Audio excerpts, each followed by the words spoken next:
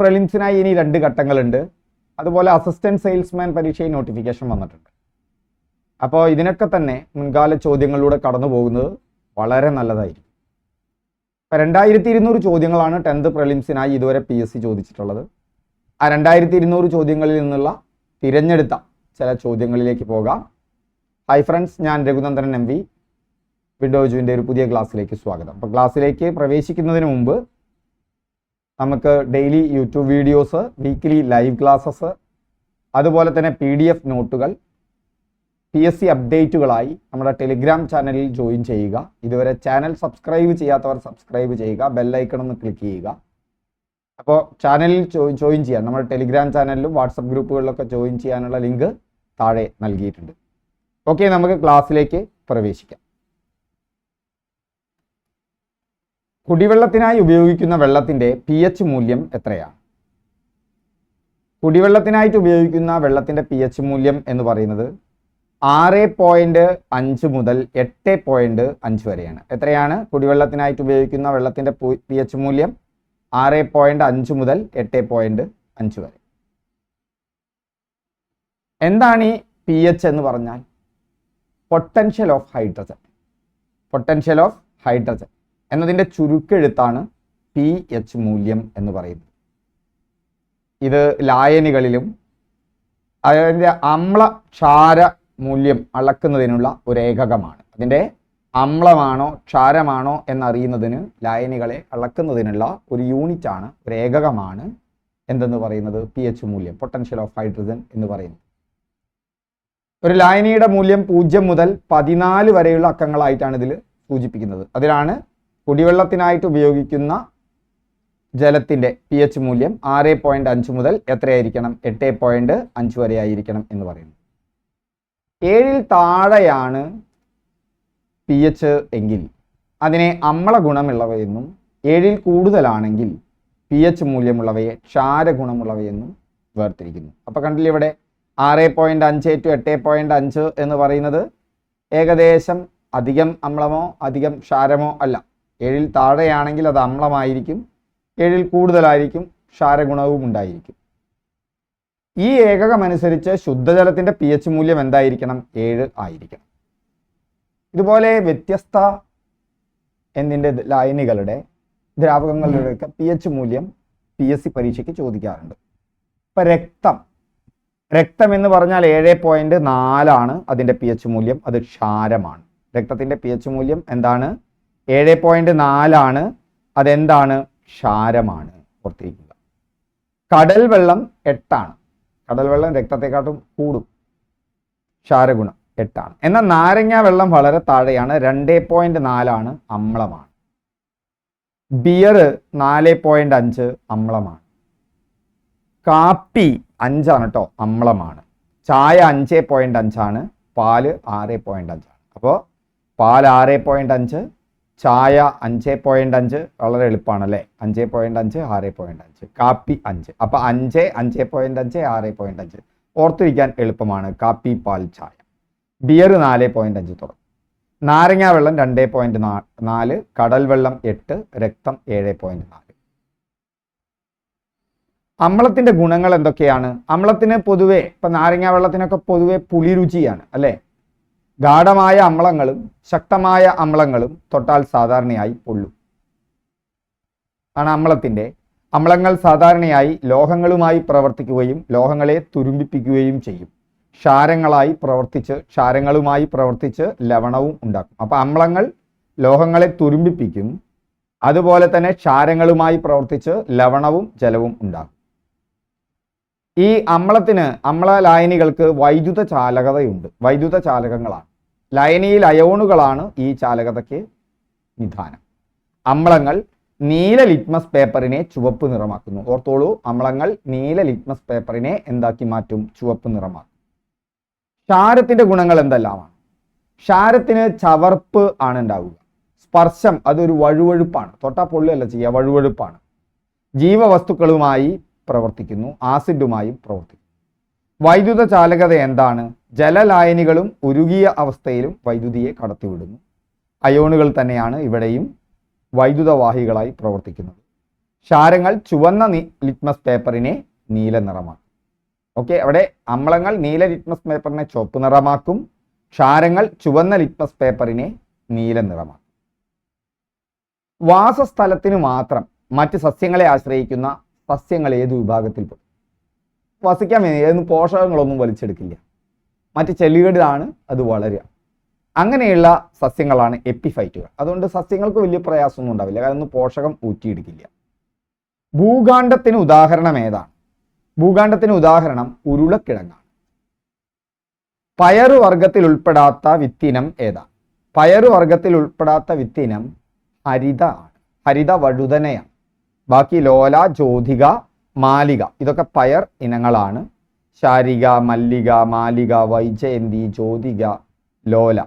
വഴുതന വ്യത്യസ്ത കളറുള്ളതുണ്ടാവും. നീലിമ, ഹരിത, കണ്ടോ, ശ്വേത. അതുപോലെ തന്നെ സുപ്രിയ, ശുചിത്ര, സൂര്യ. സൂന്നോർത്ത് വെച്ചാൽ മതി. ഇതൊക്കെ വഴുതനയുടെ ഇനങ്ങളാണ്. ചന്ദ്രശങ്കര എന്ന സങ്കര ഇനം തെങ്ങ് ഏത് ഇനങ്ങളിൽ നിന്നാണ് വികസിപ്പിച്ചെടുത്തിട്ടുള്ളത്? അപ്പൊ ചന്ദ്രശങ്കര എന്ന് പറയുന്നത് ചാവക്കാട് ഓറഞ്ചും വെസ്റ്റ് കോസ്റ്റ് ടോളുമാണ്. ഇത് നീളമുള്ളതാണ് Chavakkad orange, west coast tall കുള്ളനാണ്.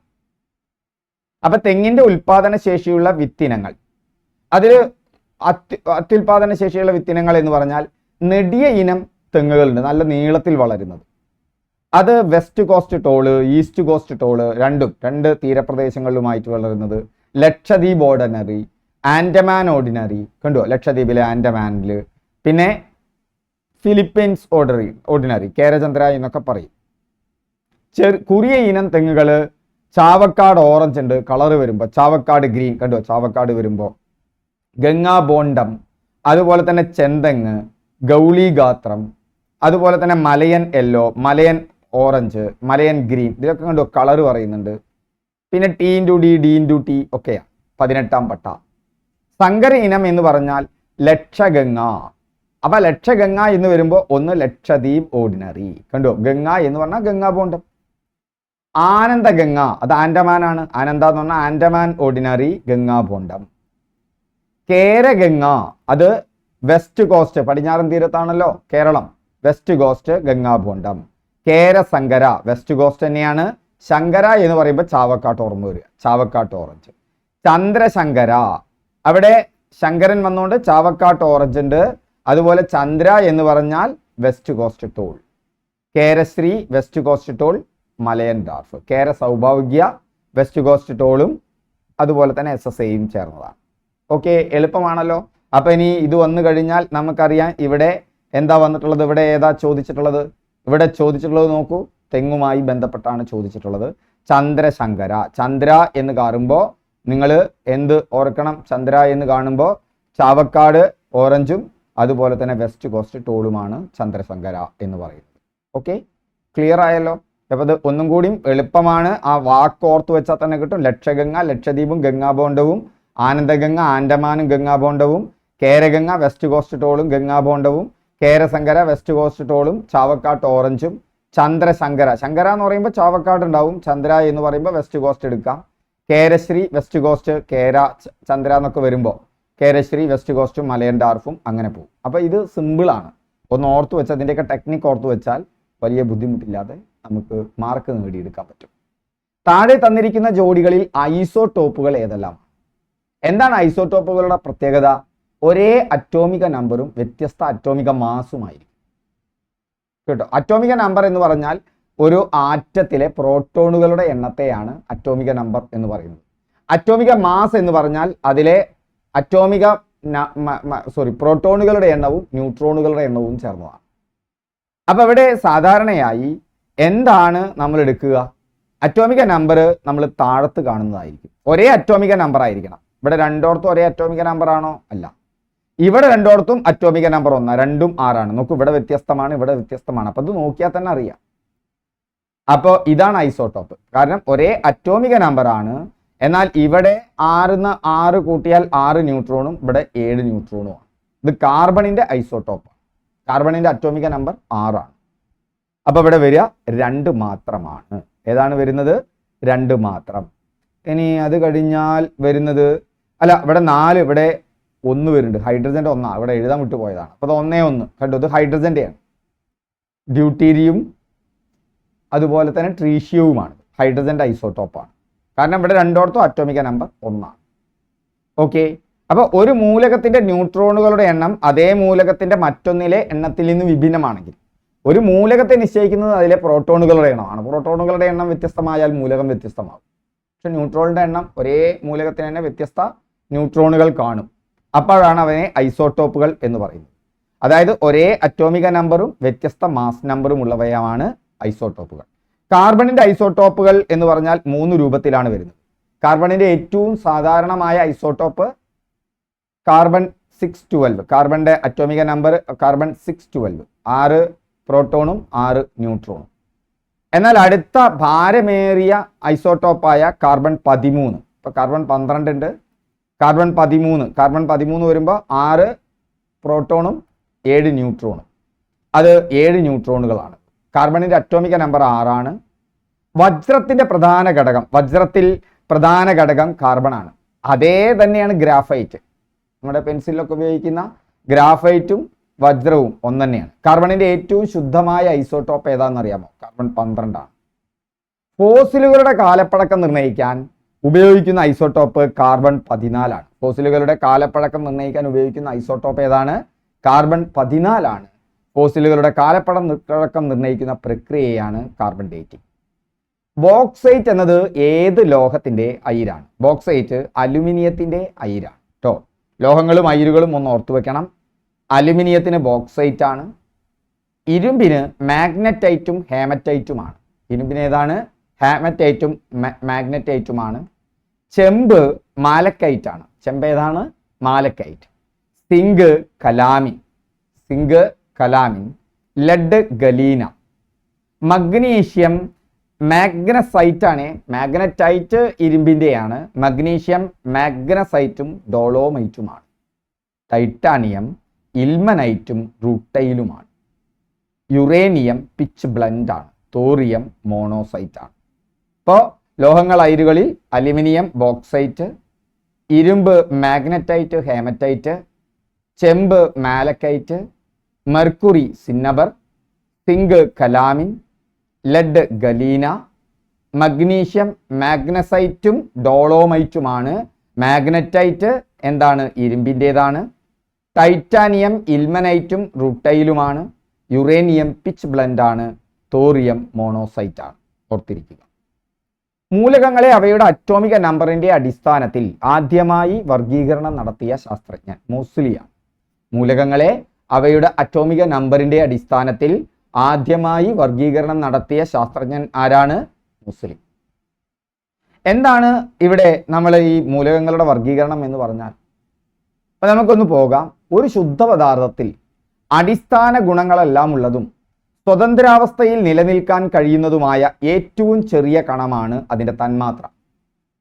ഒരു ശുദ്ധ പദാർത്ഥത്തിൻ്റെ അടിസ്ഥാന ഗുണങ്ങളെല്ലാം ഉള്ളതും സ്വതന്ത്രാവസ്ഥയിൽ നിലനിൽക്കാൻ കഴിയുന്നതുമായ ഏറ്റവും ചെറിയ കണികയാണ് അതിൻ്റെ തന്മാത്ര. അപ്പോൾ ജലം എടുക്കുക. ആ ജലത്തിൽ H2O എന്ന് പറഞ്ഞാൽ അതിൻ്റെ ഏറ്റവും അടിസ്ഥാനപരമായ ഒരു കണികയാണ്. അതിൻ്റെ അടിസ്ഥാന ഗുണങ്ങളൊക്കെ ഉണ്ട്. അതിനൊറ്റയ്ക്ക് നിൽക്കാനും പറ്റും. അതിൻ്റെ ഏറ്റവും ചെറിയ കണികയുമാണ് H2O. അപ്പോൾ അതാണ് അതിൻ്റെ തന്മാത്ര. ഒരു ശുദ്ധ പദാർത്ഥത്തിൻ്റെ തന്മാത്രകളെല്ലാം ഒരുപോലെ ആയിരിക്കും. തന്മാത്രകൾ നിർമ്മിച്ചിരിക്കുന്ന ചെറുഘടകങ്ങളെയാണ് ആറ്റങ്ങൾ എന്ന് പറയുന്നത്. ഇപ്പോൾ H2Oയിൽ ഹൈഡ്രജനുമുണ്ട്, ഓക്സിജനുമുണ്ട്. അങ്ങനെയുള്ള ആ ഘടകങ്ങളെയാണ് ആറ്റങ്ങൾ എന്ന് പറയുന്നത്.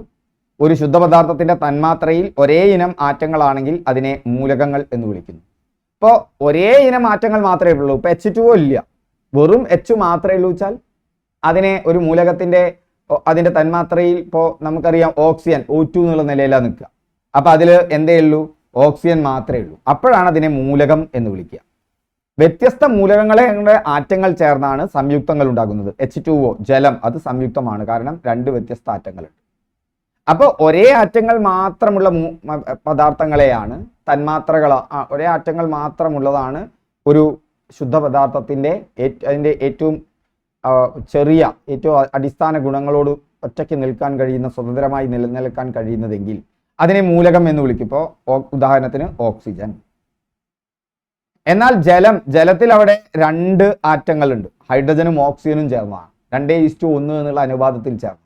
അപ്പോൾ അത് സംയുക്തമാണ്. അപ്പോൾ തന്മാത്രയിൽ ഒരേ ഇനം ആറ്റങ്ങളാണുള്ളതെങ്കിൽ അതിനെ മൂലകം എന്ന് വിളിക്കുന്നു. വ്യത്യസ്ത മൂലകങ്ങളുടെ ആറ്റങ്ങൾ ചേർന്നുണ്ടാകുന്ന ശുദ്ധപദാർത്ഥങ്ങളെ എന്തെന്നും വിളിക്കുന്നു? സംയുക്തങ്ങൾ എന്നും വിളിക്കുന്നു. അപ്പോൾ ഇവിടെ നോക്കുക, ഹൈഡ്രജൻ, ഓക്സിജൻ, ഹൈഡ്രജൻ, ഇത് ജലമാണ്, ഇത് സംയുക്തമാണ്. ഓക്കെ. അതേസമയം ഇവിടെ നോക്കുക, ഇവിടെ ഹൈഡ്രജനെ സംബന്ധിച്ചിടത്തോളം നമ്മൾ തന്നിട്ടുണ്ട് ഒരു പ്രോട്ടോണും ഒരു ഇലക്ട്രോണും മാത്രമേ ഉള്ളൂ. ഇവിടെ ഓക്സിജൻ വേറെയാണ് നിൽക്കുന്നത്. ഇതൊക്കെ എന്താണ്? ആറ്റങ്ങളാണ്. ഒരു മൂലകത്തിന്റെ എല്ലാ സ്വഭാവവും കാണിക്കുന്ന ഏറ്റവും ചെറിയ കണമാണ് ആറ്റം. ഒരു മൂലകത്തിന്റെ എല്ലാ സ്വഭാവവും കാണിക്കുന്ന ഏറ്റവും ചെറിയ കണമാണ് ആറ്റം. ഹീലിയം, നിയോൺ തുടങ്ങിയ ചില വാതക മൂലകങ്ങൾക്ക് ഒറ്റ ആറ്റം ആയി തന്നെ സ്വതന്ത്രമായി നിലനിൽക്കാൻ കഴിയും. ഹീലിയം അതുപോലെ നിയോൺ, ഇതിനെ എടുത്തു കഴിഞ്ഞാൽ അതിനൊരൊറ്റ ആറ്റമായിട്ട് നിൽക്കാൻ കഴിയും. ഓക്കെ. അപ്പോൾ എന്നാൽ ഹൈഡ്രജൻ, ഓക്സിജൻ അങ്ങനെ ഒറ്റ ആറ്റമായിട്ട് നിൽക്കാൻ പറ്റില്ല. അത് 2 ആറ്റങ്ങൾ ചേർന്നിട്ടാണ് ഹൈഡ്രജനോ H2 എന്നുള്ള നിലയിലും O2 എന്നുള്ള നിലയിലും നിൽക്കാൻ പറ്റുള്ളൂ. ഓക്കെ. അപ്പോൾ ആറ്റംസ് എന്താണ്, മോളിക്യൂൾസ് എന്താണെന്ന് നിങ്ങൾക്ക് മനസ്സിലായി. ഇനി മൂലകങ്ങളെ വർഗീകരിക്കാൻ തുടങ്ങി. മൂലക വർഗീകരണം, വ്യത്യസ്ത മൂലകങ്ങളാണ്, അതിൻ്റെ പ്രോട്ടോണുകളുടെ എണ്ണത്തിനനുസരിച്ച് മൂലകങ്ങൾ വ്യത്യസ്തമാകും. അപ്പോൾ മൂലക വർഗീകരണത്തിന്റെ ആദ്യകാല ശ്രമങ്ങൾ നടത്തിയവരിൽ ഒരാളാണ് അന്റോയിൻ ലാവോയിസിയെ. എന്താണ് അദ്ദേഹത്തിന്റെ പേര്? അന്റോയിൻ ലാവോയിസിയെ. ഫ്രഞ്ച് ശാസ്ത്രജ്ഞനാണ്. 1789 മൂലകങ്ങളുടെ ഓക്സൈഡുകളുടെ അസിഡികവും ബേസികവുമായ ഗുണങ്ങളിൽ നടത്തിയ പഠനങ്ങളുടെ അടിസ്ഥാനത്തിൽ മൂലകങ്ങളെ അദ്ദേഹം അന്റോണിയൻ ലാവോസിയെ മൂലകങ്ങളെ ലോഹങ്ങളെന്നും അലോഹങ്ങളെന്നും വേർതിരിച്ചു. എന്നാൽ ഒരേ സമയം ലോഹങ്ങളുടെയും അലോഹങ്ങളുടെയും സ്വഭാവം പ്രകടിപ്പിക്കുന്ന ഉപലോഹങ്ങളുടെ ശരിയായ സ്ഥാനം അദ്ദേഹത്തിന് കഴിയാൻ പറ്റില്ല. അപ്പം മൂലകങ്ങളെ ആദ്യമായി വർഗീകരിച്ചത് 1789 അന്റോയിൻ ലാവോസിയെയാണ്. ലോഹങ്ങളെന്നും അലോഹങ്ങളെന്നും വേർതിരിച്ചു. എന്നാൽ ലോഹങ്ങളുടെയും അലോഹങ്ങളുടെയും സ്വഭാവം കാണിക്കുന്ന ഉപലോഹങ്ങളെ അദ്ദേഹത്തിന് വർഗീകരിക്കാൻ സാധിച്ചില്ല. ഇനി അടുത്ത് വരുന്ന ഒരു പ്രധാനപ്പെട്ട പട്ടികയാണ് മെന്റലിയേവിന്റെ ആവർത്തന പട്ടിക. 1789 അന്റോയിൻ ലാവോസിയെ എങ്കിൽ 1869 ദിമിത്രി ഇവാനോവിച്ച് മെന്റലിയേവ് എന്ന റഷ്യൻ ശാസ്ത്രജ്ഞൻ അന്ന് വരെ അറിയപ്പെട്ടിരുന്ന 63 മൂലകങ്ങളെ അറ്റോമിക മാസിന്റെ അടിസ്ഥാനത്തിൽ ഒരു പട്ടികയിൽ വിന്യസിച്ചു. നോക്കണം, ദിമിത്രി മെന്റലിയേവ് എന്തിന്റെ അടിസ്ഥാനത്തിലാണ്? അറ്റോമിക മാസിന്റെ അടിസ്ഥാനത്തിലാണ് ക്രമീകരിക്കുന്നത്. ഒരേ ഗുണമുള്ള മൂലകങ്ങൾ ക്രമമായ ഇടവേളയിൽ ആവർത്തിക്കപ്പെടുന്നതായി അദ്ദേഹം മനസ്സിലാക്കി. ഇങ്ങനെ അറ്റോമിക മാസിന്റെ ആരോഹണ ക്രമത്തിൽ മൂലകങ്ങളെ, അന്ന് വരെ അറിയപ്പെട്ടിരുന്ന 63 മൂലകങ്ങളെ ക്രമീകരിച്ചപ്പോൾ ഒരേ ഗുണമുള്ള മൂലകങ്ങൾ ക്രമമായ ഇടവേളയിൽ ആവർത്തിക്കപ്പെടുന്നതായി അദ്ദേഹം മനസ്സിലാക്കി. അപ്പോൾ ഒരേ ശ്രേണിയിൽപ്പെട്ട മൂലകങ്ങൾ തമ്മിൽ സദൃശ സ്വഭാവം പ്രകടിപ്പിക്കുന്നതായി കണ്ടു. ഇതിന്റെ അടിസ്ഥാനത്തിൽ മെന്റലിയേവ് ആവർത്തന നിയമം ആവിഷ്കരിച്ചു. മെന്റലിയേവിന്റെ ആവർത്തന നിയമമാണ് അദ്ദേഹത്തിന്റെ ആവർത്തന പട്ടികയിൽ എത്തുന്നത്. മൂലകങ്ങളുടെ രാസഭൗതിക ഗുണങ്ങൾ അവയുടെ അറ്റോമിക മാസിന്റെ ആവർത്തന ഫലങ്ങളാണ്. ഇതാണ് മെന്റലിയേവിന്റെ ആവർത്തന നിയമം. അവിടെ അറ്റോമിക മാസിന്റെ അടിസ്ഥാനത്തിലാണ് അതിനെ ക്രമീകരിച്ചത്. അറ്റോമിക മാസിന്റെ ക്രമത്തിൽ ആദ്യത്തെ ആവർത്തന പട്ടിക ദിമിത്രി മെന്റലിയേവ്. ആദ്യത്തെ ആവർത്തന പട്ടിക ആവിഷ്കരിച്ചത് ആരാണ്? ദിമിത്രി മെന്റലിയേവ് ആണ്. അറ്റോമിക മാസിന്റെ അടിസ്ഥാനത്തിലാണ്. അപ്പൊ ആവർത്തന പട്ടികയുടെ പിതാവ് ദിമിത്രി മെന്റലിയേവ് ആണ്, ആവർത്തന പട്ടികയുടെ പിതാവ്. എന്നാൽ ആധുനിക ആവർത്തന പട്ടിക അറ്റോമിക മാസിന്റെ അടിസ്ഥാനത്തിലല്ല. ആധുനിക ആവർത്തന പട്ടിക അത് എന്തിന്റെ അടിസ്ഥാനത്തിലാണ്? അറ്റോമിക നമ്പറിന്റെ അടിസ്ഥാനത്തിലാണ്. ഓക്കെ. അപ്പൊ അന്റോയിൻ ലാവോസിയെ ലോഹങ്ങൾ അലോഹങ്ങൾ, ദിമിത്രി മെന്റലിയേവ് ആധുനിക ആവർത്തന പട്ടിക 63 മൂലകങ്ങളെ അറ്റോമിക മാസിന്റെ അടിസ്ഥാനത്തിൽ. ഇനി വരുന്നു ആധുനിക ആവർത്തന പട്ടിക. അറ്റോമിക സംഖ്യയാണ് മൂലകങ്ങളുടെ അടിസ്ഥാന സ്വഭാവം നിർണ്ണയിക്കുന്നതിന് കാരണമെന്ന് ഇംഗ്ലീഷ് ഭൗതിക ശാസ്ത്രജ്ഞനായ മോസ്ലി 1913 കണ്ടെത്തി. മോസ്ലി 1913.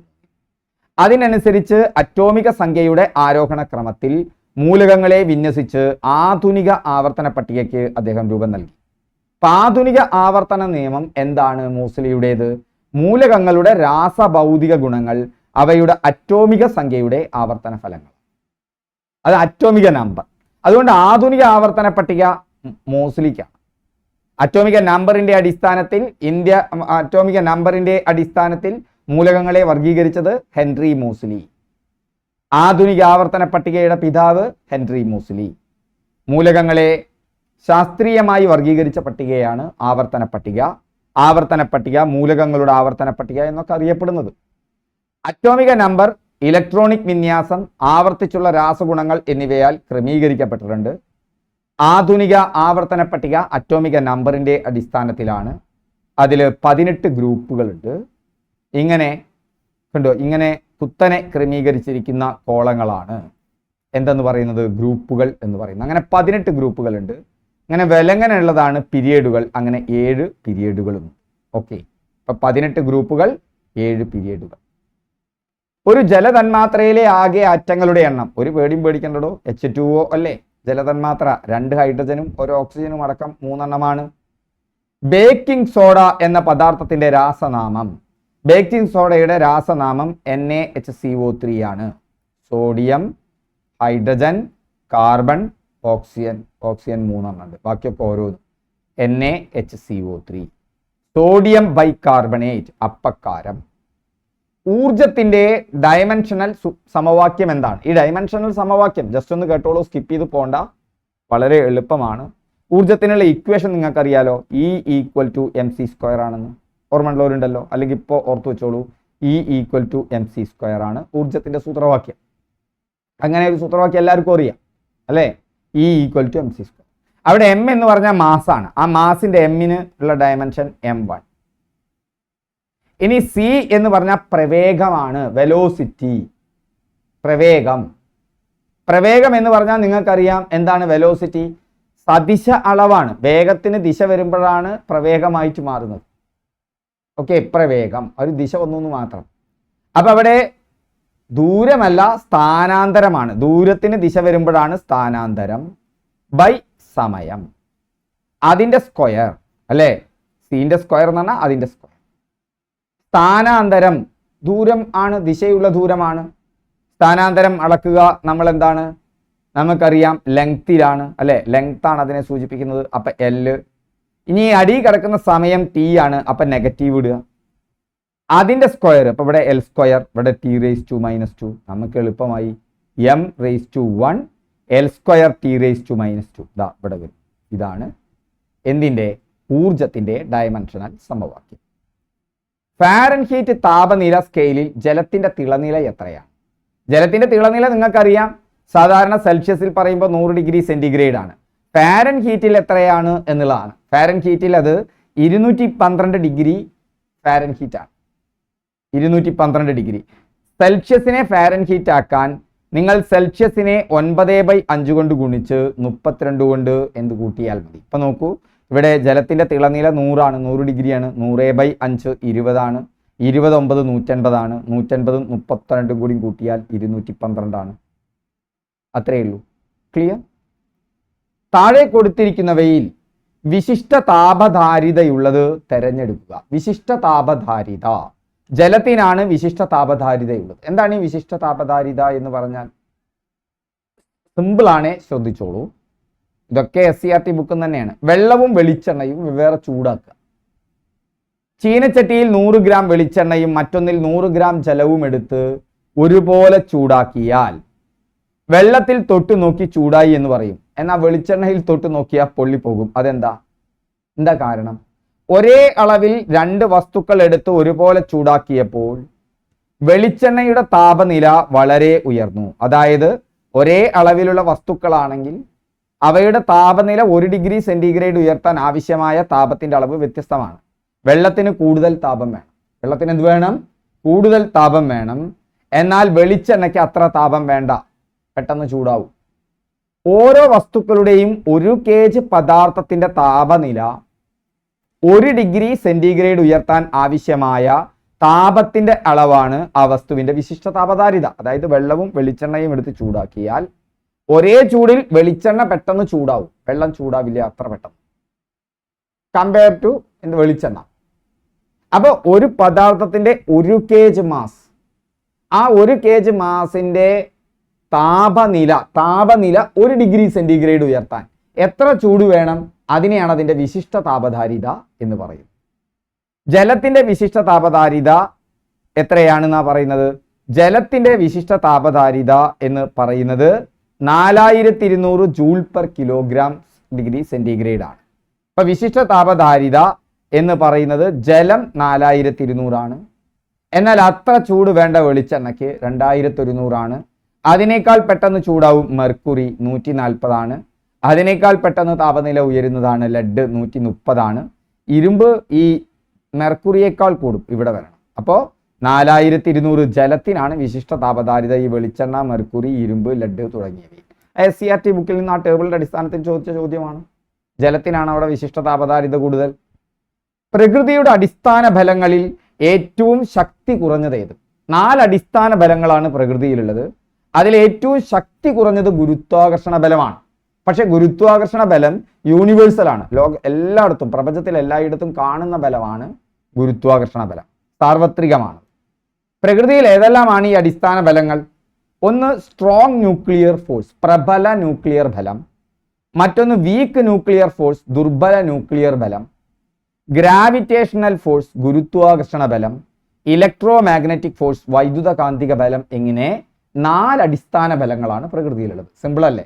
സ്ട്രോങ്, വീക്ക്, അങ്ങനെയുള്ള 2 ന്യൂക്ലിയർ ഫോഴ്സ്. ഓക്കെ, പ്രബല ന്യൂക്ലിയർ ബലവും ദുർബല ന്യൂക്ലിയർ ബലം. പിന്നൊന്ന് ഗ്രാവിറ്റേഷണൽ ഫോഴ്സ്, ഗുരുത്വാകർഷണ ബലം. മറ്റൊന്ന് വൈദ്യുത കാന്തിക ബലം. അതിൽ സ്ട്രോങ് ന്യൂക്ലിയർ ഫോഴ്സ് അടിസ്ഥാന ബലങ്ങളിൽ ഏറ്റവും ശക്തമായതാണ് സ്ട്രോങ് ന്യൂക്ലിയർ ഫോഴ്സ് എന്ന് പറയുന്നത്. പ്രപഞ്ചത്തിലെ സകല വസ്തുക്കളുടെയും ആകൃതി നിലനിർത്തുന്നതിൽ ഈ ബലത്തിന് പങ്കുണ്ട്. പ്രോട്ടോണുകളെ അണുകേന്ദ്രത്തോട് ചേർത്ത് നിർത്തുക എന്നതാണ് പ്രബല ന്യൂക്ലിയർ ബലത്തിന്റെ അടിസ്ഥാനം. പ്രോട്ടോണുകളെ, ന്യൂട്രോണുകളും എന്തിലാണ്? ന്യൂക്ലിയസിലാണ്. അതിൽ ആ പ്രോട്ടോണുകളെ ന്യൂക്ലിയസിനോട് ചേർത്ത് നിർത്തുക എന്നുള്ളതാണ് സ്ട്രോങ് ന്യൂക്ലിയർ ഫോഴ്സിന്റെ, ന്യൂക്ലിയർ ബലത്തിന്റെ അടിസ്ഥാനം. ഈ ബലത്തിന്റെ പ്രവർത്തന പരിധി ഒരു വസ്തുവിന്റെ അണുകേന്ദ്രത്തോളം ചെറുതാണ്. ഈ ബലം വളരെ ദൂരത്തേക്ക് വ്യാപിക്കില്ല.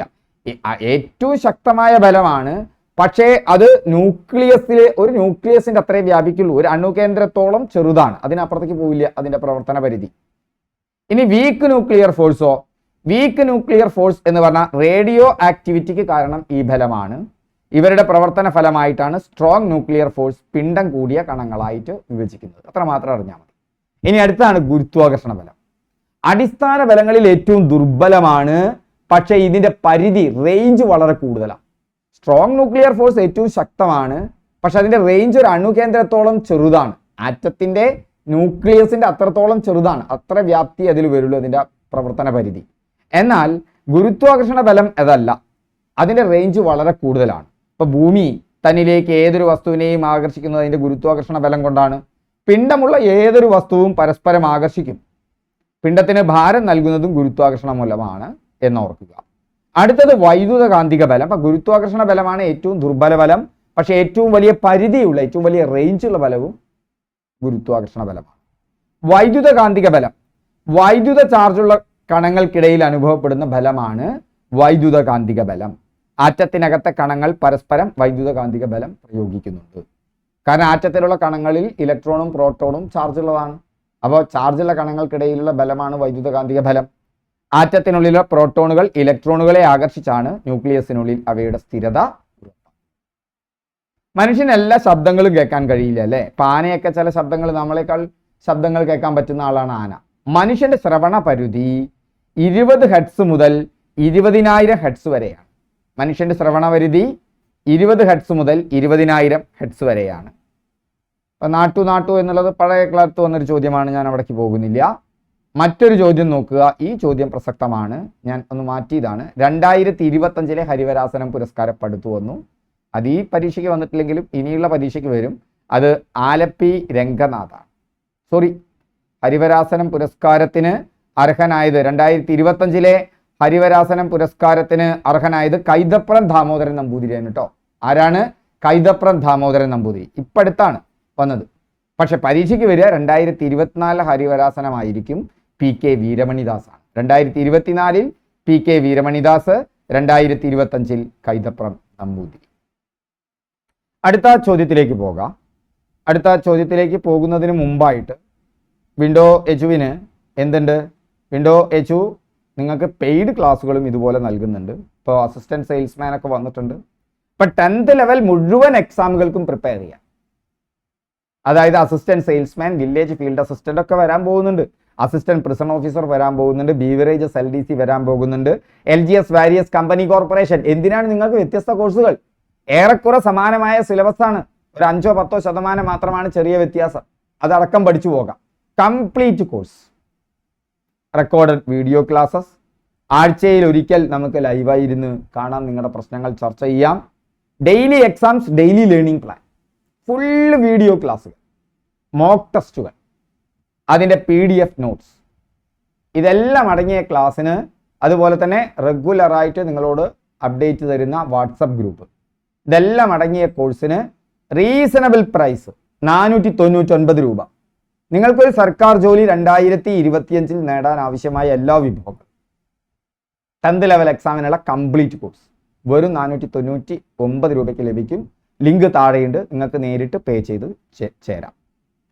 മറ്റൊന്നുള്ളത് റെക്കോർഡ് ലൈവ് ക്ലാസ് ആണ്. എല്ലാ ദിവസവും ലൈവ് ക്ലാസ്സോട് കൂടിയത് കിട്ടണമെങ്കിൽ 1200 രൂപയാണ്. 1200 രൂപയ്ക്ക് ലഭിക്കും. ഇപ്പോൾ വെറും 1200 രൂപ മാത്രം. അവിടെ എല്ലാ ദിവസവും ലൈവ് ക്ലാസ് ഉണ്ട്. അതേപോലെ ബാക്കി നേരത്തെ പറഞ്ഞ 499 രൂപയുടെ കോഴ്സിൻ്റെ എല്ലാ ഫീച്ചേഴ്സും ഉണ്ട്. ഇത് പ്രതിമാസം വെച്ച് അടക്കുകയാണെങ്കിൽ 150 രൂപ മതി.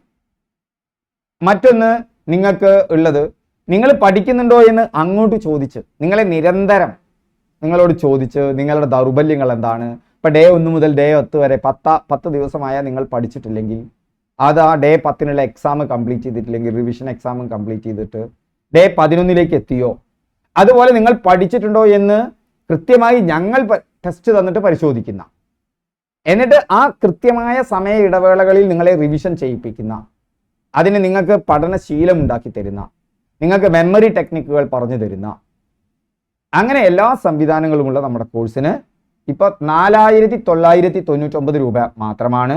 ആ കോഴ്സ് ലഭിക്കണമെന്നുണ്ടെങ്കിൽ നിങ്ങൾ എനിക്ക് എന്ത് ചെയ്യുക? നിങ്ങൾ എനിക്കൊന്ന് വാട്സപ്പ് മെസ്സേജ് ചെയ്യണം. മറ്റ് 2 കോഴ്സിൻ്റെയും ലിങ്ക് ഞാൻ നൽകിയിട്ടുണ്ട്. ആ വാട്സപ്പ് മെസ്സേജ് ചെയ്യുക. അത് 8075963937 എന്നുള്ള എൻ്റെ നമ്പറിലേക്ക് വാട്സപ്പ് മെസ്സേജ് ചെയ്താൽ. ഓക്കെ, 8075963937. ഇനി നമുക്ക് ക്ലാസ്സിലേക്ക് പ്രവേശിക്കാം. ഇന്ത്യയിലെ 2ാമത്തെ പോർച്ചുഗീസ് വൈസ്രോയി ആരാണ്? അൽഫോൻസ ഡി അൽബുക്കർക്കാണ്. ഇന്ത്യയിലെ 2ാമത്തെ പോർച്ചുഗീസ് വൈസ്രോയി ആരാണ്? അൽഫോൻസ ഡി അൽബുക്കർക്കാണ്. 1857 വിപ്ലവത്തിന് നേതൃത്വം നൽകിയ മുഗൾ ചക്രവർത്തി, അത് ബഹദൂർ ഷാ രണ്ടാമനാണ് കേട്ടോ. ബഹദൂർ ഷാ രണ്ടാമൻ. 1857 വിപ്ലവം ആരംഭിച്ചത് എവിടെയാണ്? 1857 വിപ്ലവം ആരംഭിച്ചത് മീററ്റിലാണ്. 1857 വിപ്ലവത്തിന് ബ്രിട്ടീഷുകാർ നൽകിയ പേര് ശിപ്പായി ലഹള എന്നാണ്. 1857 1ാം സ്വാതന്ത്ര്യ സമരത്തിലെ ആദ്യ രക്തസാക്ഷി മംഗൾ പാണ്ഡെ ആണ്. ആ വിപ്ലവം ഓരോ സ്ഥലത്തും നയിച്ചവരെ ഓർത്തു വെച്ചോളൂ. ഡൽഹിയിൽ ബഹദൂർ ഷാ രണ്ടാമനും ഭക്ത് ഖാനും ഉണ്ട്. ഡൽഹിയിൽ ബഹദൂർ ഷാ രണ്ടാമൻ, ഭക്ത് ഖാൻ. ഝാൻസിയിൽ റാണി ലക്ഷ്മിഭായി, കാൺപൂരിൽ നാനാ സാഹിബ്, ലക്നൌവിൽ ബീഗം ഹസ്രത് മഹൽ. അപ്പോൾ കാൺപൂർ, നാനാ സാഹിബ്, ലക്നൗ, ബീഗം ഹസ്രത് മഹൽ. 2023 ഓടക്കുഴൽ പുരസ്കാരം ലഭിച്ചത് ആർക്കാണ്? 2023 ഓടക്കുഴൽ പുരസ്കാരം ലഭിച്ചത് PN ഗോപി കൃഷ്ണനാണ്. 2023 ഓടക്കുഴൽ പുരസ്കാരം കവിത മാംസഭോജിയാണ് എന്നുള്ള PN ഗോപി കൃഷ്ണന്റെ കവിതയ്ക്കാണ് 2023 ഓടക്കുഴൽ പുരസ്കാരം. 2024 ഓടക്കുഴൽ അവാർഡ് K അരവിന്ദാക്ഷന്റെ ഗോപ എന്ന നോവലിനാണ്. ഈ അടുത്തിടെയാണ് പ്രഖ്യാപിച്ചത്. അടുത്ത പരീക്ഷകൾക്ക്, ഇപ്പോൾ എന്ന് പറഞ്ഞു കഴിഞ്ഞാൽ നിങ്ങൾ സെയിൽസ്മാൻ പോലെയുള്ള ഇനി വരുന്ന പരീക്ഷകൾക്ക് ഇതൊക്കെ ചോദിക്കാം. ഇപ്പം 2023 പുരസ്കാരമാണ് ചോദിക്കുക. അത് PN ഗോപി കൃഷ്ണനാണ്, കവിത മാംസഭോജിയാണ്. 2024 ഓടക്കുഴൽ അവാർഡ് K അരവിന്ദാക്ഷന്റെ ഗോപ എന്ന നോവലിനാണ്. ചിരിക്കു പിന്നിൽ ആരുടെ ആത്മകഥയാണ്? ഇന്നസെന്റിൻ്റെതാണ്. ഇന്ത്യയിലെ ആദ്യത്തെ സമ്പൂർണ്ണ ഡിജിറ്റൽ പഞ്ചായത്ത്, ഇന്ത്യയിലെ ആദ്യത്തെ സമ്പൂർണ്ണ ഡിജിറ്റൽ പഞ്ചായത്ത് പുല്ലംപാറയാണ്. ഇന്ത്യയിലെ ആദ്യത്തെ സമ്പൂർണ്ണ ഡിജിറ്റൽ പഞ്ചായത്ത് ഏതാണ്? പുല്ലംപാറ. കേരള കലാമണ്ഡലത്തിൽ നിന്നുള്ള PG വിദ്യാർത്ഥികളുടെ നേതൃത്വത്തിൽ ആരംഭിച്ച മ്യൂസിക് ബാൻഡ് ഏതാണ്? കേരള കലാമണ്ഡലത്തിൽ നിന്നുള്ള PG വിദ്യാർത്ഥികളുടെ നേതൃത്വത്തിൽ ആരംഭിച്ച മ്യൂസിക് ബാൻഡ് അരകവ്യൂഹമാണ്. ഏതാണത്? അരകവ്യൂഹം. 2023 കേന്ദ്ര സാഹിത്യ അക്കാദമിയുടെ ഭാഷാ സമ്മാൻ പുരസ്കാരം ആർക്കാണ്? 2023 കേന്ദ്ര സാഹിത്യ അക്കാദമിയുടെ ഭാഷാ സമ്മാൻ പുരസ്കാരം അനുരാധ റോയിനാണ്. അനുരാധ റോയ്, ഞാനിവിടെ തന്നിട്ടില്ല, അത് അനുരാധ റോയ്ക്ക്. അനുരാധ റോയ്. ഓക്കെ. സാഹിത്യ അക്കാദമിയുടെ 2024 യുവ പുരസ്കാരം അത് R ശ്യാംകൃഷ്ണനും ബാലസാഹിത്യ പുരസ്കാരത്തിന് ഉണ്ണി അമ്മയമ്പലവും. സാഹിത്യ അക്കാദമിയുടെ 2024 യുവ പുരസ്കാരം ആർക്കൊക്കെയാണ്? R ശ്യാംകൃഷ്ണൻ, ബാലസാഹിത്യ പുരസ്കാരം ഉണ്ണി അമ്മയമ്പലവും. കൃഷ്ണന്റെ മീശക്കള്ളൻ, ഉണ്ണി അമ്മയമ്പലത്തിന്റെ അൽഗോരിതങ്ങളുടെ നാട് എന്നീ കൃതികൾക്കാണ് കൃതാക്രമം. സ്വാതന്ത്ര്യ ദിനത്തിൽ പൊതു അവധി ഒഴിവാക്കിയ ആദ്യ ഇന്ത്യൻ സംസ്ഥാനം. സ്വാതന്ത്ര്യ ദിനത്തിൽ പൊതു അവധി ഒഴിവാക്കിയ ആദ്യ ഇന്ത്യൻ സംസ്ഥാനം ഉത്തർപ്രദേശാണ്. 36ാമത് കേരള ശാസ്ത്ര കോൺഗ്രസിന് വേദിയാകുന്നത്. 36ാമത് കേരള ശാസ്ത്ര കോൺഗ്രസിന് വേദിയാകുന്നത് കോഴിക്കോടാണ്. കേരള ശാസ്ത്ര കോൺഗ്രസ് കോഴിക്കോട്. കേരളത്തിലെ ആദ്യത്തെ സൗജന്യ വൈഫൈ പാർക്ക് ഏതാണ്? കേരളത്തിലെ ആദ്യത്തെ സൗജന്യ വൈഫൈ പാർക്ക് മാനാഞ്ചിറ സ്ക്വയർ ആണ്. കേരളത്തിലെ ആദ്യത്തെ സൗജന്യ വൈഫൈ പാർക്ക്. ഇന്ത്യയുടെ രേഖാംശീയ വ്യാപ്തിയും അക്ഷാംശീയ വ്യാപ്തിയും 30 ഡിഗ്രിയാണ്. ഇന്ത്യയുടെ രേഖാംശീയ വ്യാപ്തിയും അക്ഷാംശീയ വ്യാപ്തിയും എത്രയാണ്? 30 ഡിഗ്രിയാണ്. അപ്പൊ ഇന്ത്യനെ എടുക്കുകയാണെങ്കിൽ നമുക്കറിയാം ഇന്ത്യയുടെ ഉത്തര അക്ഷാംശം എത്ര ഡിഗ്രിയാ? ഉത്തര അക്ഷാംശം ഇവിടെ 8 ഡിഗ്രി 4-നും അതുപോലെ തന്നെ 37 ഡിഗ്രി 6-നും ഇടയ്ക്കാണ്. 8 ഡിഗ്രി 4 മിനിറ്റ്, 37 ഡിഗ്രി 6 മിനിറ്റ്. നോക്കൂ, ഇതിൻ്റെ ഇടയിൽ 30 ഡിഗ്രി അല്ലേ? 30 ഡിഗ്രി കൂട്ടിയാൽ 38 ആവുന്നേ ഉള്ളൂ, 38 ഇല്ലാന്നേ ഉള്ളൂ. ഇതാണ് എന്തെന്ന് പറയുന്നത്? ഇന്ത്യയുടെ എന്തെന്ന് പറയുന്നത്? ഇപ്പോൾ അവിടെ വ്യാപ്തി, രേഖാംശീയ വ്യാപ്തി ആണെങ്കിൽ 30 ഡിഗ്രിയാണ്, അക്ഷാംശീയ വ്യാപ്തി ആണെങ്കിലും 30 ഡിഗ്രിയാണ് അല്ലേ? അപ്പോൾ അതേ സമയം തന്നെ നമുക്കറിയാം രേഖാംശം എടുക്കുകയാണെങ്കിലോ, രേഖാംശീയ വ്യാപ്തി എടുക്കുകയാണെങ്കിൽ നോക്കൂ, ഇവിടെ എത്രയാണ് വരുന്നത്? 68 ഡിഗ്രി 7-നും അതിനോട് 30 കൂട്ടിയാൽ നിങ്ങൾക്കറിയാം 98 ഡിഗ്രിയാണ് കിട്ടുക. പക്ഷെ അത്ര വരുന്നില്ല, 97 ഡിഗ്രി 75-നും ഇടയിലാണ് ഇന്ത്യ സ്ഥിതി ചെയ്യുന്നത്. അപ്പൊ രണ്ടോടത്തും 30 ഡിഗ്രിയാണ് രേഖാംശീയ വ്യാപ്തി. അപ്പൊ വളരെ സിമ്പിളായിട്ട് ഓർത്തു വെച്ചാൽ മതി. 8 പിന്നെ 38-നടുത്ത്, അതിനോട് 30 കൂട്ടിയാൽ 68-നടുത്ത്, 68-നോട് 30 കൂട്ടിയാൽ 98-നടുത്ത്. 8, 38, 68, 98 അതിനോട് അടുത്തുള്ള സംഖ്യകളാണ് വരുന്നതെന്ന് ഓർത്തു വെക്കുക. ഓക്കെ, ആ 30 കൊണ്ടുള്ള ഗുണം അതാണ്. ഇന്ത്യൻ മാനക സമയം കണക്കാക്കുന്നത് ഏത് രേഖാംശ രേഖയെ അടിസ്ഥാനമാക്കിയാണ്? ഇന്ത്യൻ മാനക സമയം കണക്കാക്കുന്നത് ഏത് രേഖാംശ രേഖയെ അടിസ്ഥാനമാക്കിയാണ്?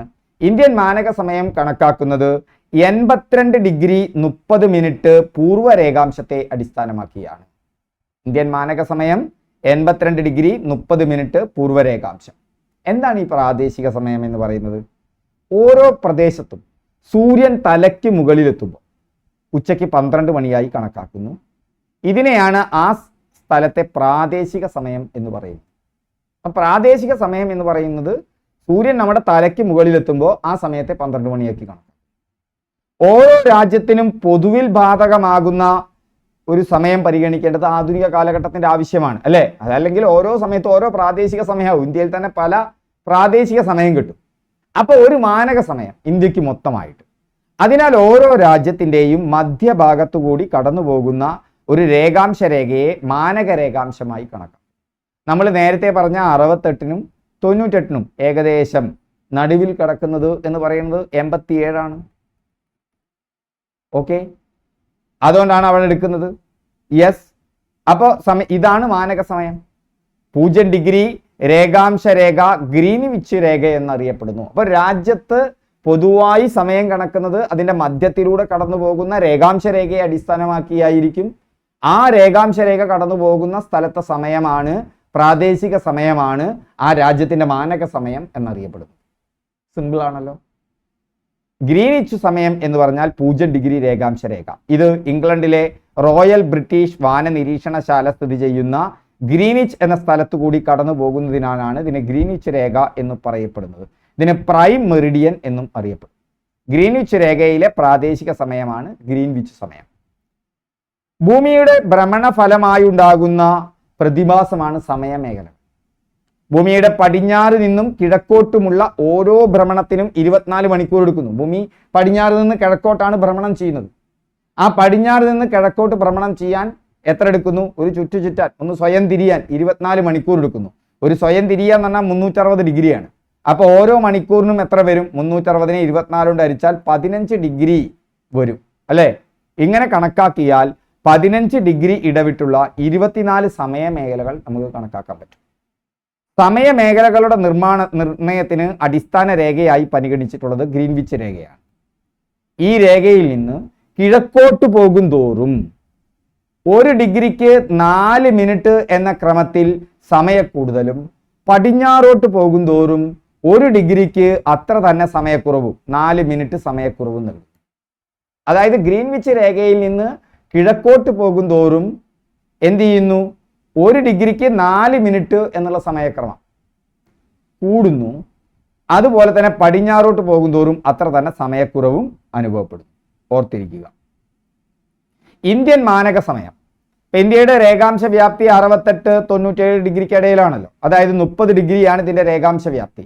അതിനെ നടു എടുക്കുകയാണെങ്കിൽ 83 ഡിഗ്രി, 68നോട് 15 എടുത്താൽ 68 + 15 82.5 ഡിഗ്രി എന്നെടുക്കും.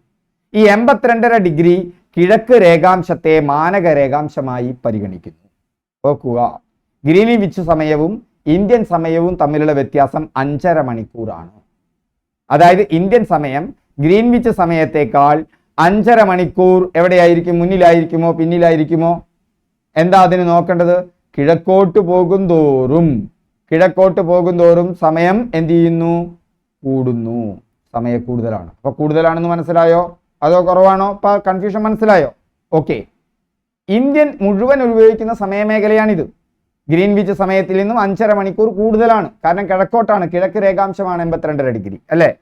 ഉത്തർപ്രദേശിലെ അലഹബാദിനടുത്തുള്ള മിർസാപൂരിന് തൊട്ടു പടിഞ്ഞാറുള്ള 82.5 ഡിഗ്രി രേഖാംശത്തെ അടിസ്ഥാനമാക്കിയാണ് ഇന്ത്യ സമയം കണക്കാക്കുന്നത്. അപ്പോൾ ഉത്തർപ്രദേശിലെ അലഹബാദിനടുത്തുള്ള മിർസാപൂരിന് തൊട്ടു പടിഞ്ഞാറുള്ള Allahabad, Mirzapur 82.5 degree east, 5.5 degree മുന്നോട്ട് ഗ്രീൻവിച്ചിനേക്കാൾ. അലഹബാദ് നിരീക്ഷണാലയത്തിനുള്ളിലുള്ള ക്ലോക്ക് ടവറിൽ നിന്നാണ് പ്രാദേശിക സമയം കണക്ക് കൂട്ടുന്നത്. ഔദ്യോഗിക സമയ ഗണന യന്ത്രങ്ങൾ ഡൽഹിയിലെ ദേശീയ ഫിസിക്കൽ ലബോറട്ടറിയിൽ ആണ് സ്ഥിതി ചെയ്യുന്നത്. അതേസമയം ഔദ്യോഗിക സമയ ഗണന യന്ത്രങ്ങൾ ഡൽഹിയിലെ ദേശീയ ഫിസിക്കൽ ലബോറട്ടറിയിലാണ്. പക്ഷേ നിരീക്ഷണാലയത്തിലുള്ള ക്ലോക്ക് ടവറിൽ നിന്നാണ് പ്രാദേശിക സമയം കണക്ക് കൂട്ടുന്നത്. ഇന്ത്യയിലെ ഏറ്റവും പഴക്കമുള്ള പർവ്വതനിര ആരവല്ലിയാണ്. ഇന്ത്യയിലെ ഏറ്റവും പഴക്കമുള്ള പർവ്വതനിര ഏതാണ്? ആരവല്ലി. ഡെക്കാൻ പീഠഭൂമിയുടെ കിഴക്ക് ഭാഗത്തുള്ള മലനിര പൂർവ്വഘട്ടമാണ്.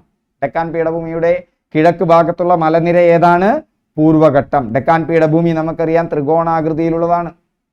അതിന്റെ കിഴക്ക് ഭാഗത്തുള്ള മലനിര ഏതാണ്? പൂർവ്വഘട്ടമാണ്. പടിഞ്ഞാറ് ഭാഗത്ത് പശ്ചിമഘട്ടമാണ്. ഇത്രയേ ഉള്ളൂ.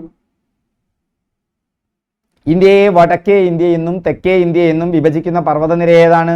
വിന്ധ്യാനിരകളാണ്. ഇന്തോ ഗംഗാ സമതലത്തെ ഡെക്കാൻ പീഠഭൂമിയിൽ നിന്നും ഈ വിന്ധ്യാനിരകളാണ്. ഇന്ത്യയിലെ ഏറ്റവും പഴക്കമേറിയ പർവ്വതനിരയാണ് മടക്ക് പർവ്വതം കൂടിയാണ് ആരവല്ലി പർവ്വതനിര. ഇന്ത്യയിലെ ഏറ്റവും പഴക്കമേറിയ പർവ്വതനിര മാൽവ പീഠഭൂമിയുടെ വടക്ക് പടിഞ്ഞാറൻ അതിർത്തികളിൽ സ്ഥിതി ചെയ്യുന്ന പർവ്വതനിര. പർവ്വതനിരയാണ് ആരവല്ലി. രാജസ്ഥാനെ കിഴക്കും പടിഞ്ഞാറുമായി വേർതിരിക്കുന്ന പർവ്വതനിരയാണ് ആരവല്ലി. ആരവല്ലി പർവ്വതനിരയിലെ പ്രസിദ്ധ സുഖവാസ കേന്ദ്രം മൗണ്ട് അബു, രാജസ്ഥാൻ. ആരവല്ലി പർവ്വതനിരയിലെ പ്രസിദ്ധമായ സുഖവാസ കേന്ദ്രമാണ് മൗണ്ട് അബു, രാജസ്ഥാൻ. അറബിക്കടൽ നദീവ്യൂഹത്തിൽ ഉൾപ്പെടാത്ത നദി മഹാനദിയാണ്. അറബിക്കടൽ നദീവ്യൂഹത്തിൽ ഉൾപ്പെടാത്ത നദി ഏതാണ്? മഹാനദിയാണ് അറബിക്കടൽ നദീവ്യൂഹത്തിൽ ഉൾപ്പെടാത്ത നദി. ഓർത്തിരിക്കുക. ഇപ്പൊ നദികൾ എന്ന് പറയുമ്പോൾ അറബിക്കടലിലേക്ക് പതിക്കുന്നതുണ്ട്. അതില് അറബിക്കടലിലേക്ക് പതിക്കുന്നതാണ് നർമ്മദ, താപ്തി എന്നുള്ള നദികൾ. കേരളത്തിലെ 41 നദികളും പടിഞ്ഞാറോട്ടാണ്. പെരിയാറും അറബിക്കടലിലേക്കാണ്. 3 നദികൾ മാത്രമാണ് കിഴക്കോട്ട്. അതുപോലെ തന്നെ ഹിമാലയൻ നദികളിൽ സിന്ധു പടിഞ്ഞാറോട്ടാണ് ഒഴുകുന്നത്, അറബിക്കടലിലേക്കാണ് പതിക്കുന്നത്. ഓക്കെ, അപ്പൊ മഹാനദിയാണ്. ബാക്കി ഇപ്പൊ നർമ്മദ, താപ്തി, സിന്ധു തുടങ്ങിയ നദികൾ കഴിഞ്ഞാൽ പിന്നെ അതുപോലെ തന്നെ നമ്മുടെ സബർമതി, അതുപോലെ തന്നെ മറ്റൊരു നദി എന്ന് പറയുന്നത് ലൂണി, ഇതൊക്കെ പടിഞ്ഞാറോട്ടാണ് ഒഴുകുന്നത്. മറ്റെല്ലാ പ്രധാനപ്പെട്ട നദികളും ഇന്ത്യയിൽ ഉപദ്വീപീയ നദികളൊക്കെ കിഴക്കോട്ടാണ് ഒഴുകുന്നത്. അതുപോലെ തന്നെ ഹിമാലയൻ നദികളിൽ സിന്ധു മാത്രമാണ് പടിഞ്ഞാറോട്ട് ഒഴുകുന്നത്. ബാക്കി ഗംഗയും ബ്രഹ്മപുത്രയും കിഴക്കോട്ടാണ് ഒഴുകുന്നത്. അത് ക്ലിയർ ആണല്ലോ. സിന്ധുവിൻ്റെ ഏറ്റവും വലിയ പോഷക നദി ഏതാണ്? സിന്ധുവിൻ്റെ ഏറ്റവും വലിയ പോഷക നദി ചിനാബ് ആണ്. സിന്ധുവിൻ്റെ ഏറ്റവും വലിയ പോഷക നദി ഏതാണ്? ചിനാബ്. ഹിമാലയൻ നദികളാണ്. ആ ഹിമാലയൻ നദികളെ കുറിച്ചിട്ട് SCERT-യിലെ 10ാം ക്ലാസ്സിലെ ഈ ടേബിൾ ഒന്ന് നോക്കി വെച്ചോളുണ്ട്. അത് സിന്ധു ആണ്. സിന്ധു എവിടെ നിന്നാണ് ഉത്ഭവിക്കുന്നത്? ടിബറ്റിലെ മാനസ സരോവർ തടാകത്തിൽ നിന്നാണ് സിന്ധു ഉത്ഭവിക്കുന്നത്. അതുപോലെ തന്നെ ഗംഗ ഗംഗോത്രി ഹിമാനിയിലെ ഗോമുഖ് ഗുഹയിൽ നിന്നാണ്. ഗംഗോത്രി ഹിമാനിയിലെ. ബ്രഹ്മപുത്രയും ടിബറ്റിൽ നിന്നാണ്. ചെമാ യുങ് ദുങ് ഹിമാനി. ഒന്ന് ഓർത്തു വയ്ക്കാൻ എളുപ്പമാണ്. ബ്രഹ്മപുത്ര ചെമ, ബ്രഹ്മം ചെമ. സിന്ധു മാനസ സരോവർ, രണ്ടും ടിബറ്റിൽ നിന്ന്. എന്നാൽ ഗംഗ ഇന്ത്യയിൽ നിന്നാണ്, ഉത്തരാഖണ്ഡിലെ ഗംഗോത്രി ഹിമാനിയിലെ ഗോമുഖ് ഗുഹയിൽ നിന്നാണ്. ഇനി അതിൻ്റെ നീളം സിന്ധു എടുക്കുകയാണെങ്കിൽ 2280 കിലോമീറ്റർ ആണ് നീളം. ബ്രഹ്മപുത്ര 2900 കിലോമീറ്റർ. ഗംഗ 2500 കിലോമീറ്റർ. ഗംഗയാണ് ഇന്ത്യയിലൂടെ ഒഴുകുന്ന നദികളിൽ ഏറ്റവും വലുത്, 2500 കിലോമീറ്റർ. സിന്ധു 2250 കിലോമീറ്റർ. ബ്രഹ്മപുത്ര 2900. ഓർത്തു വയ്ക്കാൻ എളുപ്പമാണ്. പോഷക നദികൾ സിന്ധുവിൻ്റെ ജലം, ചിനാബ്, രവി, സത്ലജ്, ബിയാസ്, ആ പഞ്ചനദികൾ. ഓക്കെ. ഗംഗയുടെ യമുന, ഗോമതി, ഗാഗ്ര, ഗാണ്ഡക്, കോസി. ഒന്നുകൂടി ഇടയ്ക്കിടയ്ക്കൊന്ന് ഓർത്തു വെച്ചാൽ മതി. യമുന, ഗോമതി, ഗാഗ്ര, ഗാണ്ഡക്, കോസി. ബ്രഹ്മപുത്രയ്ക്ക് നോക്കൂ, ലുബാൻസിരി, ലുഹിത്ത്, മാനസ് മാത്രമാണ് അതിലൊന്ന് എളുപ്പമുള്ളത് അല്ലേ? അപ്പൊ ബ്രഹ്മപുത്രയാണ്. പക്ഷേ മാനസ സരോവർ തടാകം സിന്ധുവിൻ്റെ ഏട്ട. മാനസ് ബ്രഹ്മപുത്രയുടെ പോഷക നദിയാണ്. ലുബിൻസി ഉണ്ട്, ലുഹിത്ത് ഉണ്ട്. ഇനി പതിക്കുന്നത് ഗംഗ അറബിക്കടൽ, സിന്ധു അറബിക്കടലിലാണ്. മറ്റേത് രണ്ടതും ബംഗാൾ ഉൾക്കടലിലാണ്. ഇന്ത്യയിലെ ശൈത്യകാലം ഏത്? അടുത്ത ചോദ്യമാണ്. ഇന്ത്യയിലെ ശൈത്യകാലം. ഇന്ത്യയിലെ ശൈത്യകാലം എന്ന് പറയുന്നത് ഡിസംബർ മുതൽ ഫെബ്രുവരിയാണ്. ഈ ശൈത്യകാലത്തെ ഇന്ത്യയിലെ ഭൂപ്രകൃതിയിലുള്ള വൈവിധ്യമാണ് ഇന്ത്യയിൽ വ്യത്യസ്ത കാലാവസ്ഥകൾക്ക് കാരണമാകുന്നത്. ഇന്ത്യയിലെ കാലാവസ്ഥയെ സ്വാധീനിക്കുന്ന ഘടകങ്ങൾ ഏതെല്ലാമാണ്? അതിൻ്റെ അക്ഷാംശ സ്ഥാനം, ഭൂപ്രകൃതി, സമുദ്ര സാമീപ്യം, സമുദ്രനിരപ്പിൽ നിന്നുള്ള ഉയരം. ഏതൊക്കെയാ? അതിൻ്റെ അക്ഷാംശീയ സ്ഥാനം, ഭൂപ്രകൃതി, സമുദ്ര സാമീപ്യം, സമുദ്രനിരപ്പിൽ നിന്നുള്ള ഉയരം. ഇതൊക്കെ പോയിന്റ് വന്നുകൊണ്ട് പ്രസ്താവന ടൈപ്പ് ചോദ്യമായിട്ട് വരാം. ഇന്ത്യയിൽ 4 വ്യത്യസ്ത ഋതുക്കളാണ് അനുഭവപ്പെടുന്നത്. ശൈത്യകാലമുണ്ട്, ഉഷ്ണകാലമുണ്ട്, തെക്ക് പടിഞ്ഞാറൻ മൺസൂൺ കാലമുണ്ട്, വടക്ക് കിഴക്കൻ മൺസൂൺ കാലമുണ്ട്. ഇങ്ങനെ 4 കാലങ്ങളാണ്. അതിൽ ഇന്ത്യയിൽ അനുഭവപ്പെടുന്ന കാലാവസ്ഥയെ ഉഷ്ണമേഖല മൺസൂൺ കാലാവസ്ഥ എന്ന് വിളിക്കും. എന്താ വിളിക്കുക? ഉഷ്ണമേഖല മൺസൂൺ കാലാവസ്ഥ. അതിൽ ശൈത്യകാലം ഡിസംബറിൽ തണുപ്പ് ആരംഭിക്കും, ഫെബ്രുവരി വരെ. ഡിസംബർ മുതൽ ഫെബ്രുവരി വരെയാണ് ശൈത്യകാലം. ശൈത്യകാലത്ത് ഉത്തരേന്ത്യയുടെ ചില ഭാഗങ്ങളിൽ ഇടയ്ക്ക് മഴ പെയ്യും. ഉഷ്ണകാലം നമുക്കറിയാം, മാർച്ച് തുടങ്ങും. മാർച്ച് മുതൽ ഏതുവരെ? മെയ് വരെ. ഇനി തെക്ക് പടിഞ്ഞാറൻ മൺസൂൺ കാലം നിങ്ങൾക്ക് അറിഞ്ഞുകൊടുറോ, ജൂൺ മുതൽ സെപ്റ്റംബർ വരെയാണെന്ന്. മൺസൂൺ കാറ്റുകൾ ജൂൺ ആദ്യം തന്നെ കേരള തീരത്തെത്തും. പിന്നെ വടക്ക് കിഴക്ക് ദിശയിൽ മുന്നേറുകയും ചെയ്യും. ഈ കാറ്റിന് പേര് കൊടുക്കുന്നത് അത് എവിടെ നിന്ന് വരുന്നു എന്നുള്ളതിനെ അടിസ്ഥാനപ്പെടുത്തിയിട്ടാണ്. തെക്ക് പടിഞ്ഞാറുന്നാ വരിക, വടക്ക് കിഴക്കാട്ടാ പോവുക. അങ്ങനെ വടക്ക് കിഴക്കെത്തിയതിന് ശേഷം ഈ മൺസൂൺ പിൻവാങ്ങും. അപ്പോൾ അത് വടക്ക് കിഴക്കൻ മൺസൂണായി. അതാ സെപ്റ്റംബർ കഴിഞ്ഞാൽ ഒക്ടോബർ മുതൽ നവംബർ വരെ. സോ കാലം പിടികിട്ടിയില്ലേ? എല്ലാ കാലവും പിടികിട്ടിയില്ലേ?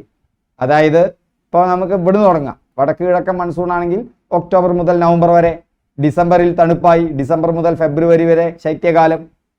മാർച്ചിൽ ചൂട് തുടങ്ങി, മാർച്ച് മുതൽ മെയ് വരെ ഉഷ്ണകാലം. പിന്നെ ജൂണിൽ നമ്മുടെ കാലവർഷം തുടങ്ങി. അപ്പോൾ ജൂൺ മുതൽ സെപ്റ്റംബർ വരെ എന്ത്? നമ്മുടെ കാലവർഷം അഥവാ തെക്ക് പടിഞ്ഞാറ് മൺസൂൺ കാലം. എന്ത് പ്രയാസം! ഇന്ത്യയിലെ ഏറ്റവും ഉൽപാദനക്ഷമത കൂടിയ മണ്ണ് ഏതാണ്? എക്കൽ മണ്ണാണ്. ഇന്ത്യയിലെ ഏറ്റവും ഉൽപാദനക്ഷമത കൂടിയ മണ്ണ് എക്കൽ മണ്ണാണ്. ഇന്ത്യയിലെ ഏറ്റവും കൂടുതൽ ഉൽപാദനക്ഷമമായ ഭൂമി എന്ന് പറഞ്ഞാൽ ഉത്തര മഹാസമതലമാണ്. ഉത്തര മഹാസമതലത്തിൽ ഏറ്റവും കൂടുതൽ കാണപ്പെടുന്ന മണ്ണ് എക്കൽ മണ്ണാണ്. ഉത്തരേന്ത്യൻ സമതലങ്ങളിൽ പ്രധാനമായും കാണപ്പെടുന്ന മണ്ണ് ഏതാണ്? എക്കൽ മണ്ണാണ്. നദീതീരങ്ങളിലും തീരപ്രദേശങ്ങളിലും ഡെൽറ്റ പ്രദേശത്തുമൊക്കെ കാണപ്പെടുന്ന മണ്ണ് എക്കൽ മണ്ണാണ്. കാരണം നദി വഹിച്ചു കൊണ്ടുവരുന്ന അവസാദങ്ങളാണ് അടിഞ്ഞവിടെ എക്കലായിട്ട് മാറുന്നത്. കൃഷിക്ക് ഏറ്റവും അനുയോജ്യമായ മണ്ണ് ഏതാണ്? എക്കൽ മണ്ണാണ്. നെൽകൃഷിക്ക് യോജിച്ചത് എക്കൽ മണ്ണാണ്. ഈ എക്കൽ മണ്ണിന് 2 തിരിവുകളുണ്ട് അല്ലേ? പ്രത്യേകിച്ച് ഗംഗാ സമതലത്തിൽ, ഉത്തര മഹാസമതലത്തിന്റെ ഭാഗമായിട്ടുള്ള ഗംഗാ സമതലത്തിൽ അവിടെ അതിനെ ഖാദർ ബങ്കർ എന്ന് പറയും. നദീതടങ്ങളിൽ രൂപം കൊള്ളുന്ന പഴയ മണ്ണാണ് എന്ത്? ബങ്കർ. നദീതടങ്ങളിൽ പുതുതായി രൂപം കൊള്ളുന്ന എക്കൽ മണ്ണാണ് ഖാദർ. പിന്നെ കരിമണ്ണുണ്ട്. കരിമണ്ണ് എവിടെയാ? അത് പീഠഭൂമിയിലാണ്, ഡെക്കാൻ പീഠഭൂമിയിലാണ്. ബസാൾട്ട് ശിലകൾക്ക് അപക്ഷയം സംഭവിച്ചുണ്ടാകുന്ന മണ്ണാണ് കരിമണ്ണ് അഥവാ കറുത്ത മണ്ണ്. ആ കറുത്ത പരുത്തി കൃഷിക്ക് വളരെ അനുയോജ്യമാണ്. ആ പരുത്തി കൃഷിക്ക് മണ്ണിന്റെ മറ്റൊരു പേര് റിഗർ മണ്ണ് എന്നും അറിയപ്പെടും. ആ പരുത്തി മണ്ണ് ഏറ്റവും കൂടുതൽ കാണപ്പെടുന്ന കേരളത്തിലെ ഒരു പ്രദേശമുണ്ട്, പാലക്കാട് ചിറ്റൂര്. കറുത്ത പരുത്തി മണ്ണിന്റെ മറ്റൊരു പേര് റിഗർ. പരുത്തി കൃഷിക്ക് ഏറ്റവും അനുയോജ്യമായ മണ്ണ് പരുത്തി മണ്ണ്. ചെർണോസം എന്നറിയപ്പെടുന്ന മണ്ണ് കരിമണ്ണാണ്. കറുത്ത മണ്ണും കരിമണ്ണും തമ്മിൽ വേറെ പേരുണ്ട്, ചെർണോസമാണ്. ഇന്ത്യയിൽ ബസാൾട്ട് ശിലകൾ പൊടിഞ്ഞുണ്ടാകുന്ന മണ്ണ്, ഈ ഡെക്കാൻ പീഠഭൂമിയൊക്കെ നമുക്കറിയാം ലാവകൾ കൊണ്ട് സൃഷ്ടിക്കപ്പെട്ടതാണ്. അവിടെ ബസാൾട്ട് ശിലകളുണ്ട്, അത് പൊടിഞ്ഞാണ് എന്തുണ്ടാകുന്നത്? ഈ മണ്ണുണ്ടാകുന്നത്. അതിന് കരിമണ്ണ്. ഇന്ത്യയിൽ കരിമണ്ണ് കൂടുതലായി കണ്ടുവരുന്ന പ്രദേശം ഏതാണ്? അത് ഡെക്കാൻ പീഠഭൂമിയാണ്. ഇന്ത്യയിൽ പരുത്തി കൃഷി ചെയ്യുന്നത് അതുകൊണ്ട് തന്നെ ഗുജറാത്തിലും മഹാരാഷ്ട്രയിലും. കോർബറ്റ് ദേശീയ പാർക്കിൽ പ്രധാനമായും ഏതു ജീവിയുടെ സംരക്ഷണമാണ് ലക്ഷ്യമിട്ടുള്ളത്? കോർബറ്റ് ദേശീയ പാർക്കിൽ പ്രധാനമായും കടുവയുടെ സംരക്ഷണമാണ്. കോർബറ്റ് ദേശീയ പാർക്ക് കടുവ. മറ്റൊരു സ്ഥലം ബംഗാൾ റോയൽ കടുവയെ കാണുന്നത് എവിടെയാ? സുന്ദർബൻ അല്ലേ? സുന്ദർബനിലാണ്. വേടന്തങ്കൽ പക്ഷി സങ്കേതം സ്ഥിതി ചെയ്യുന്ന സംസ്ഥാനം തമിഴ്നാട്. വേടന്തങ്കൽ പക്ഷി സങ്കേതം തമിഴ്നാട്. ഹായ് ഫ്രണ്ട്സ്, വീണ്ടും നമുക്ക് അടുത്ത ക്ലാസ്സിൽ കാണാം. അപ്പോൾ നന്നായി പഠിക്കുക. ക്ലാസ്സുകളൊക്കെ ഇഷ്ടപ്പെട്ടാൽ ഒന്ന് കമൻറ്റ് ചെയ്യുക, സുഹൃത്തുക്കൾക്ക് ഷെയർ ചെയ്യുക. Okay, thank you. വീണ്ടും നമുക്ക് അടുത്ത ക്ലാസ്സിൽ